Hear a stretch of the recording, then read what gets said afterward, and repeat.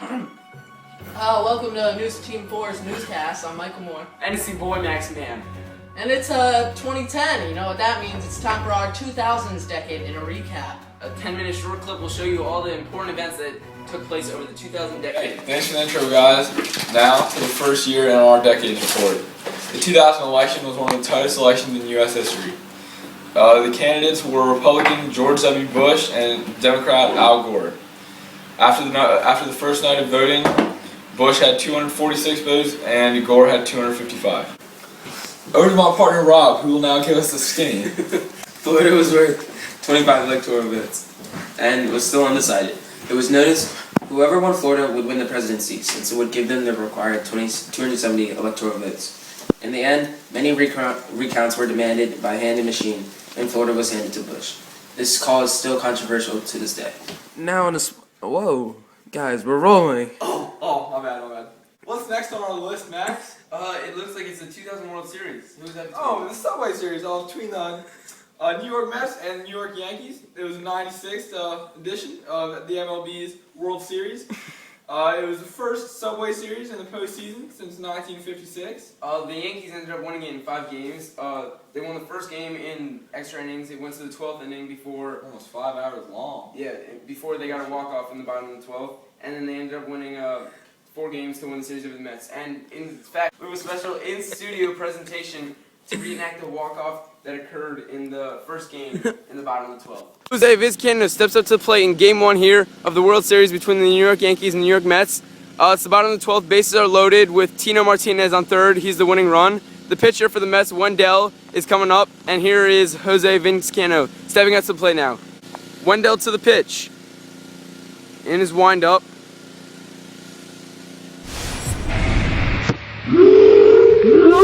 Ball deep to the outfielder back, and he misses it!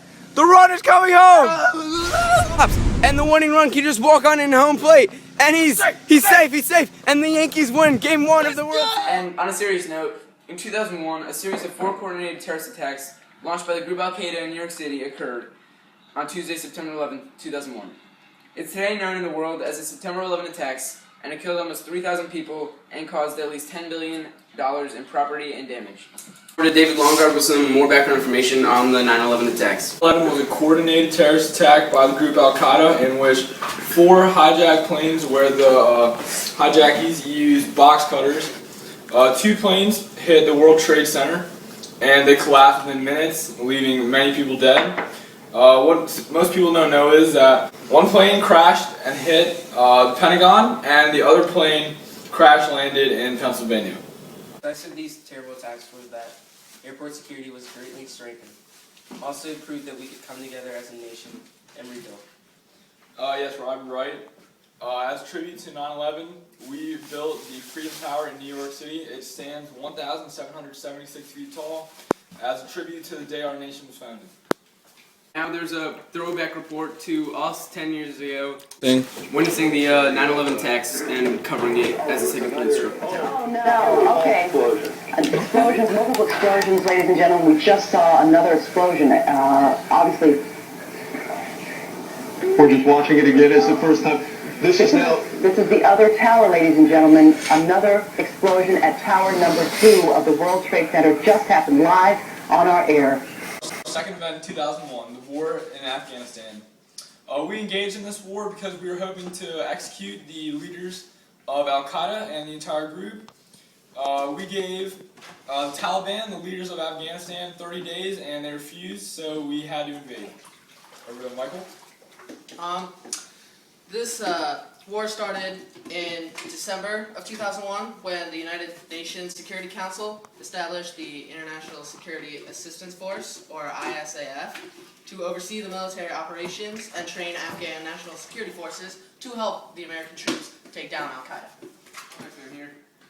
I'm David Longard. And we're now to the year 2002, where the No Child Left Behind Act was signed into law by President Bush on January 8th. This law helps develop students, and it sets high standards for establishing measurable goals that can improve individual outcomes in education. So it shows that no child are left behind in education, so they can have a bright future.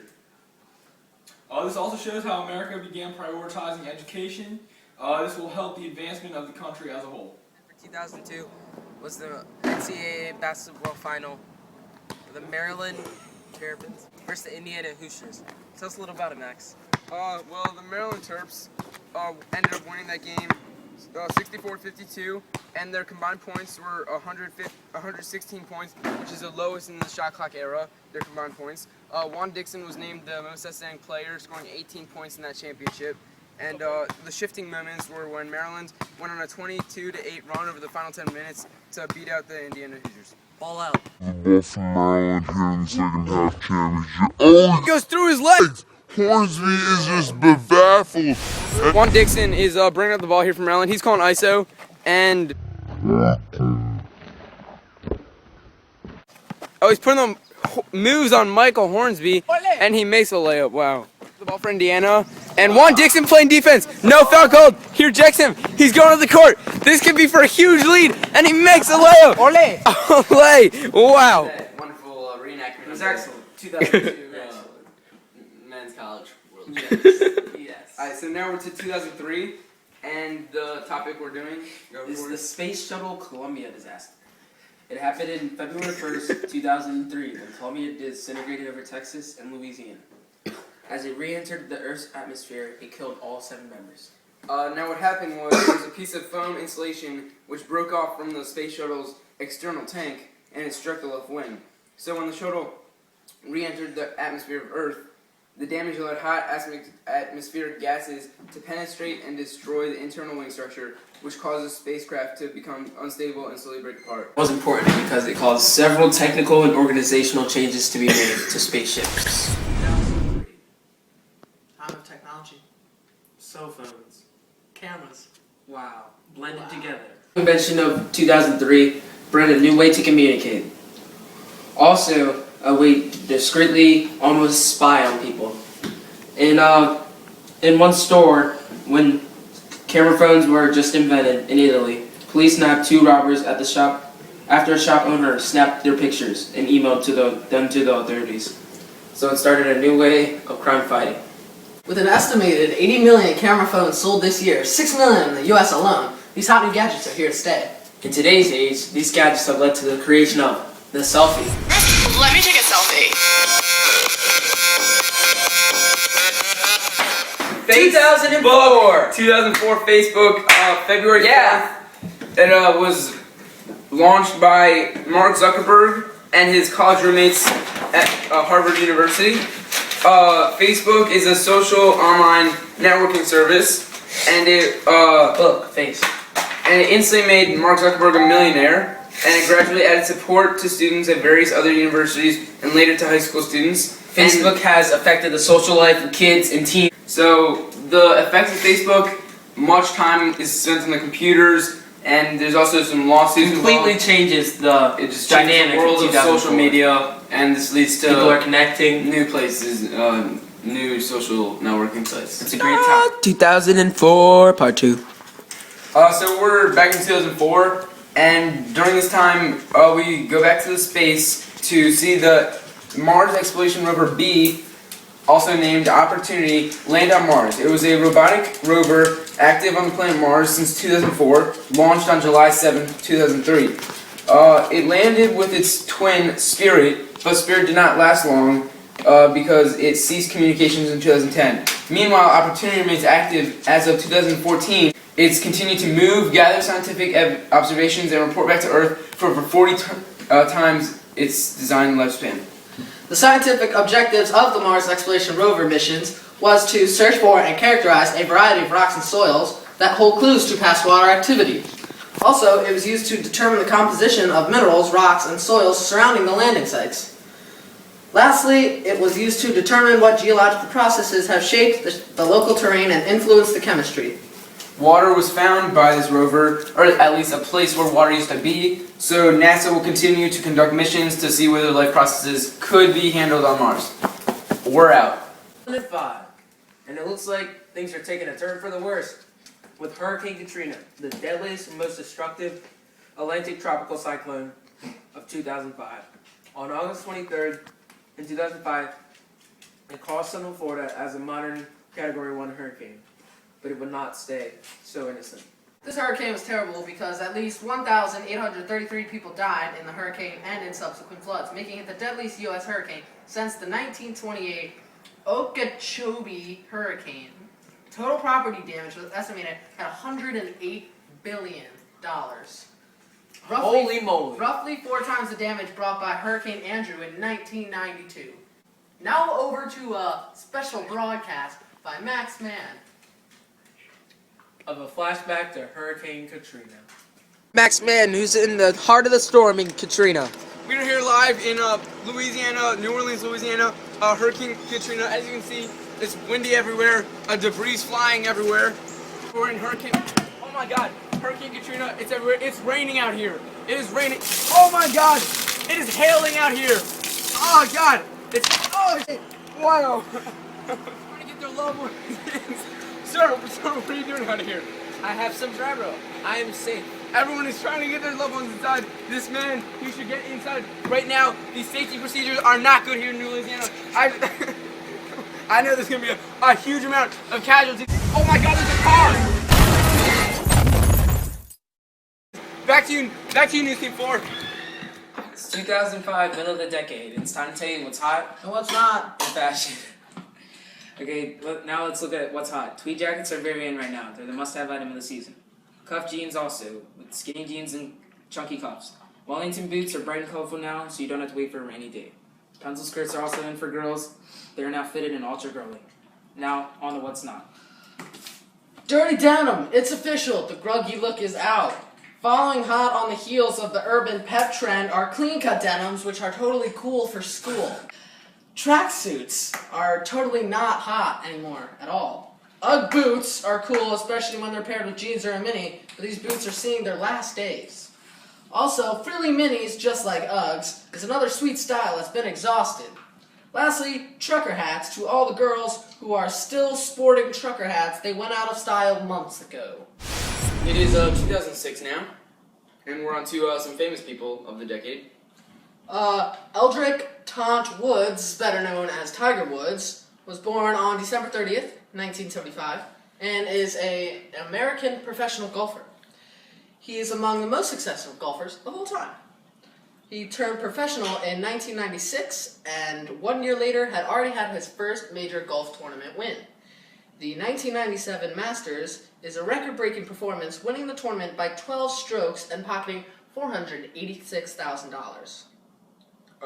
Some of his major golf championship wins are the Open Championship he won in 2006, the PGA Tour Championship, he won that in 2006. He was also the PGA Player of the Year in 2006, the PGA Tour Player of the Year, the PGA Tour Leading Money Winner, and various categories such as. And for the Forbes list for top 10 celebrities of the decade, He was number 5 in 2006. He was top 10 celebrity for every year in the 2000s decade, and he was number 2 in every other year. now we have a special guest star appearance by Tiger Woods, the man himself. And oh, you're a little early, Tiger. We're just gonna head out to the green, and he's gonna show us what he's got.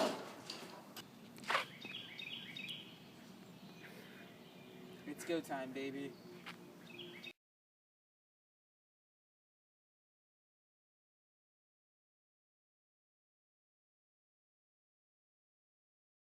Stroke ball, but it looks like it's heading for the crowd of people who are watching nearby. Daddy! This guy hit me! And Tiger, it looks like you hit a kid. I don't care! Thanks, Tiger, for coming on. We really like featuring a very famous guy for this decade. How are you feeling? Do you have anything to say to the viewers? That stupid kid messed up my putt. I hate him. 2006 year, and this is where music was a huge play in the decade. The number one song, according to the 100 Hits Billboard, was "Bad Day" by Canadian singer-songwriter Daniel Powter. It was released on January 9th, 2005, as the first single from his self-titled debut album, and it achieved the number one spot in the U.S. and Ireland. It was the most successful single of 2006, ranked by the Billboard, as I said. And on December 31st, 2006, it became the first song ever to sell 2 million digital copies in the U.S. The number one song performed by a band or group is Over My Head or Cable Car. It was a song by a rock band, The Fray, which was included on their debut album, How to Save a Leg, and was the debut single from the album and hit the top 10 on the Billboard Hot 100 chart. This single helped propel their album from the top Heat Seekers chart to the top 20 of the Billboard 200 chart. The single is available exclusively as a digital download. Music. And we're back. Now time for our 2007 events. In 2007, Apple Incorporation, led by CEO Steve Jobs, released the first version of the iPhone. It was released in versions 3 and 3G. You know that I was clashing. You're good. Alright, over to Rob with our other event from 2007. In December 13, 2007, the Mitchell Report on the steroid scandal in baseball was published. It recounted a year-long investigation into the use and abuse of performance-enhancing drugs, including human growth hormones and steroids. This report comes after a season when Barry Bonds broke the home run record of Hank Aaron in suspicion of steroid use. Picture it. It's August 17th, 2008. You're at the Beijing Summer Olympic Games. Michael Phelps, the swimmer out of Baltimore, is swimming for his 8th gold medal, trying to surpass the record of 7 won by Mark Spitz. He's swimming there in front of millions, live and through the television. And he does it. He wins his 8th gold medal, breaking history. And I was there. November 4, 2008, Barack Obama, Democratic Senator from Illinois, wins in a landslide for the 44th presidential election over John McCain, making him the first African-American president of the United States of America. Woo! And we've made it to 2009, the final year on our list. Woo! Thanks for sticking with us, folks. Anything to say? Nah. I'm heading out for the weekend. Oh, you want to sit with us? Yeah, sure. Alright, I'll see you next weekend. So, man. I'm not feeling it well. Yeah, same. I'm not feeling well either, man. Dude, on June 11, 2009, the H1N1 virus, also named swine flu, was deemed a global pandemic by the World Health Organization. This is the first such designation since the Hong Kong flu in 1967. So, on October 31st, 2009, the economic recession continued to deepen as jobless claims reached over 10% and even reached 10.2% within October's monthly figures. This occurs despite efforts by the Obama administration to ramp up massive government spending, pushed by the $780 billion economic stimulus package passed earlier in the year. These economic failures lead us to graphs of the decade on unemployment percentages, populations, and so forth. Let's go!